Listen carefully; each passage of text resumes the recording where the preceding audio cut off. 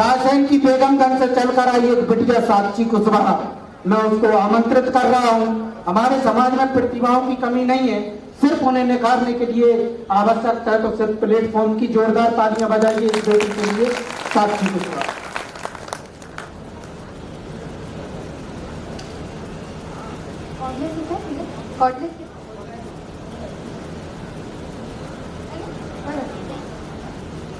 सादर प्रणाम सभी को। ये भाषण देने का मंच नहीं है, भाषण देने के लिए मेरे पास और भी बहुत सारे मंच हैं। तो ये परिवार है, तो यहाँ भाषण नहीं है, चर्चा होगी, यहाँ बात करेंगे। तो नारी शक्ति के लिए और भगवान लवकुश के चरणों को स्पर्श करती हुई कुछ पंक्तियों के साथ मैं अपनी बात प्रारंभ करूंगी। कि नाव सदकाम की सदवृत्ति से निष्काम कहते हैं, सदा इतिहास के पन्ने यही पैगाम देते हैं। कभी भूले से यदि नारी सहे अपमान की पीड़ा, तभी श्री राम के घोड़े को लवकुश थाम लेते हैं। आप सबके लिए अच्छी बात यह है कि मुझे पहले से पता नहीं था कि मुझे बोलना है, तो मैं भाषण तैयार करके नहीं आई हूँ। मुद्दा यहाँ आके ढूंढा है कि सावित्री बाई देवी, जिन्होंने इस देश में बेटियों की शिक्षा के लिए पहला कदम रखा, वो पहली महिला शिक्षिका थी इस देश की। और उनके समाज में जब मैं बेटियों की संख्या देखती हूँ तो मुझे बड़ी पीड़ा होती है। ये इतनी जो कम संख्या है ना, ये हमारे लिए पीड़ा का विषय है, गंभीर विषय है, विचारणीय विषय है। और इसके लिए जितने भी यहाँ पर अध्यक्ष, जितने भी प्रतिनिधि हैं, विशेष रूप से महिलाएं, मैं आप सबको ये याद दिलाना चाहती हूँ कि आपका विषय है, आप ध्यान रखें कि कहाँ कमी आ रही है कि बेटियों की संख्या इतनी कम है।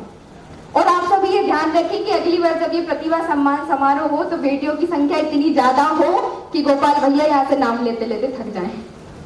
उनको नाम लेने में तकलीफ हो, इतनी सारी बेटियां यहाँ पर मौजूद होना चाहिए। तो मेरे पास दो गंभीर विषय हैं। पहला तो बेटियों की शिक्षा।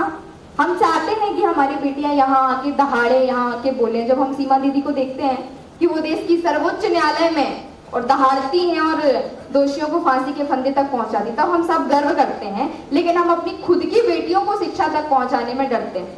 उसके बहुत सारे कारण हो सकते हैं, आर्थिक स्थिति हो सकती है, हमें समाज पर, बाहर की दुनिया पर भरोसा नहीं है, बहुत सारी चीजें हैं। लेकिन याद रखें, एक शिक्षित बेटी, एक शिक्षित बहू, एक शिक्षित पत्नी, एक शिक्षित माँ और उस माँ के शिक्षित बच्चे, और वो बच्चे जाके एक आदर्श समाज, आदर्श राष्ट्र और मंगलमय विश्व का निर्माण करते हैं।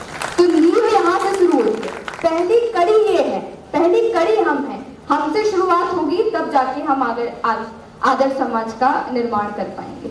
ये हमारी जिम्मेदारी है कि हम अपने घर से बेटियों को पढ़ाएं, उन्हें आगे बढ़ाएं।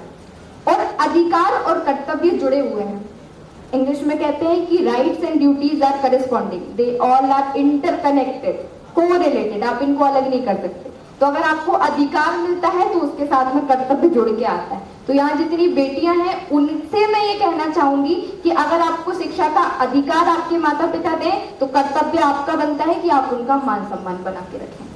क्योंकि एक बेटी अगर अपने घर से भाग जाती है या कोई भी किसी के बहकावे में आके गलत रास्ते पर चली जाती है, तो वो सिर्फ उस घर से वो खुद नहीं जाती है, वो पीछे पता नहीं कितनी सारी लड़कियों की शिक्षा के दरवाजे बंद करके जाती है। उस परिवार में आगे किसी बेटी को पढ़ने नहीं दिया जाएगा। उसको पढ़ाया था, क्या हुआ, ये हुआ, उनको तो पढ़ाया था, भाग गई, ये हुई। तो अगर आपको अधिकार मिल रहा है तो कर्तव्य भी है कि उस अधिकार का सही प्रयोग करें, समाज को आगे बढ़ाने के लिए करें। ये पहला मुद्दा। दूसरी बात ये कि हम अपना रक्त भूल रहे हैं। आप में से कितने लोग दिया कुमारी जी को जानते हैं? नाम सुना होगा आप सभी ने। अभी तो राजस्थान में उनका नाम है, तो अभी तो सबको ही जानना चाहिए।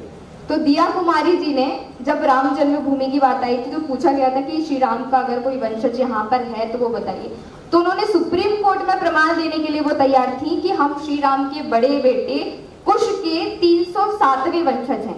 जयपुर राजघराना जो है, जो पूरा जयपुरी राजा जयसिंह द्वितीय ने स्थापित किया, और उनका ये वाइट है, उन्होंने न्यूज को वाइट दिया। मैं अपनी बात नहीं कह रही हूँ, आप जाके जी न्यूज के ब्लैक एंड व्हाइट न्यूज पे देखेंगे तो आपको वो वीडियो अभी भी नेट पे मिल जाएगा, जहाँ पे उन्होंने बताया था कि हम अपना जो क्लेन है, जो अपना वंश है, वो श्री राम के बड़े बेटे कुश से शुरू करते हैं। और मेरे दादाजी 307वें वंशज थे और अभी उनके पुत्र पद्मनाभ सिंह जहाँ वहाँ के जो राजा हैं वो 390 वहाँ के राजा हैं।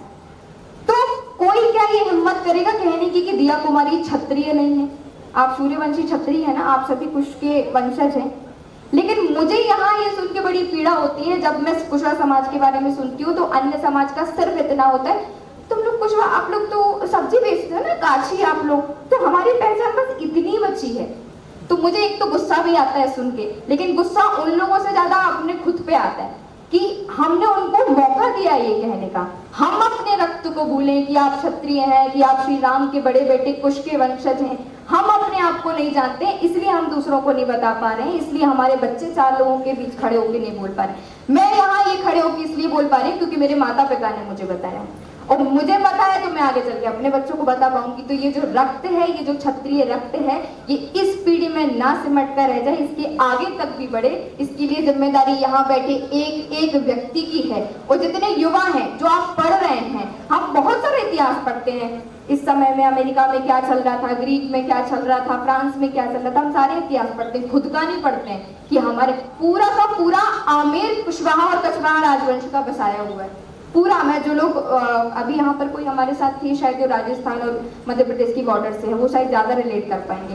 मैं अभी थोड़े दिन पहले तमिलनाडु में थी, मध्य प्रदेश सरकार का एक कैंप था, उसकी मैं कोऑर्डिनेटर थी। तो उसमें नेपाल से भी कुछ लोग आए थे, तो वहाँ पे अन्य प्रदेश से जो लोग आए थे वो तो मुझे कुशवाहा सुन के ही उनका ऐसे, अरे छत्राणी हमारे बीच आई है, तो उनका ये होता था। और हमारा जो कैमरामैन साहब था वो भी कुशवाहा ही था। जब वो सुनते थे तो वैसे हो जाता कि अपन तो दीदी कुशवाहा है ना, अपन ये अपन को क्षत्रिय क्यों कह रहे हैं, छत्राणी क्यों? हमको खुद को नहीं पता है और दूसरे लोगों को हमारे बारे में पता है। तो इसकी जिम्मेदारी इनसे ज्यादा यहाँ बैठे लोगों की है। मैं माफी चाहूंगी, मैं छोटी में बड़ी बात कह रही हूँ, लेकिन आप लोग बड़े मंचों पर जाते हैं तो ये जो बातें हैं, ये जो दबता जा रहा है इतिहास, इसको आप बड़े मंचों से प्रसारित करें तो शायद जन जन तक पहुंच पाएगा। और ये रक्त, क्षत्रिय जो रक्त है वो क्षत्रिय बना रहेगा, इसमें मिलावट ना हो और इसका जो जोश है वो खत्म ना हो। कुछ पंक्तियों के साथ मैं अपनी बात समाप्त करूंगी कि क्षत्रिय हो ये जानो तुम, खुद को तो पहचानो तुम, श्री राम के तुम अंश हो, लवकुश के तुम वंश हो, रघुकुल की तुम रीत हो और शौर्य का तुम गीत हो। कि वक्त के साथ साथ में रक्त नहीं बदलता है, वक्त के साथ साथ में रक्त नहीं बदलता है, और अगर ठान लो तो आज भी सिक्के पे अशोक स्तंभ का चिन्ह चलता है। अगर ठान लो तो आज भी सिक्के पे अशोक स्तंभ का चिन्ह चलता है। और अपने पूर्वजों की राह पर तो चलो, अपने कर्तव्य को तो पहचानो तुम, क्षत्रिय हो ये जानो तुम, खुद को तो पहचानो तुम।